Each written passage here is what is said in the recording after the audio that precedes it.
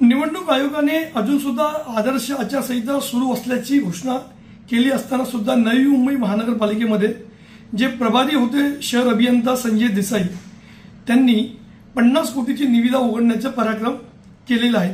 खरं पाहिलं तर अशा प्रकारची निविदा उघडण्याची कुठली गरज नव्हती, कारण 4 जून नंतर त्यांना ती निविदा उघडण्याची मुभा होती, परंतु ते सेवानिवृत्त होत असल्यामुळे त्यांनी घाईघाईने एका अश्विनी इन्फ्रास्ट्रक्चर कंपनीला मेहरबानी करण्यासाठी ती निविदा उघडण्याचं कारण समोर येत आहे। या संपूर्ण बाबी तक्रार आम्ही निवडणूक आयोग तसेच नवी मुंबईचे आयुक्त यांच्याकडे केलेली आहे। विशेष म्हणजे संजय देसाई हे वादग्रस्त अधिकारी कित्येक वर्षापासून प्रभारी शहर अभियंता पदावर कार्यरत आहेत। नियमाप्रमाणे तिथे डेप्युटेशनवरती सरकारकडून अधिकारी मागवण्याची गरज असताना सुद्धा प्रत्येक आयुक्तांनी त्यांच्यावरती एक प्रकारची मेहरनजर केल्याची दिसून येत आहे। या संपूर्ण बाबीची तक्रार करत आमची एवढीच मागणी आहे की त्यांनी ह्या निविदा व्यतिरिक्त अजून किती निविदा जारी केल्या, किती निविदांचे काम दिलं आहे निवडणुकीच्या काळामध्ये, त्याची चौकशी करून त्यांच्यावरती कायदेशीर कारवाई करत गुन्हा दाखल करण्यात यावा।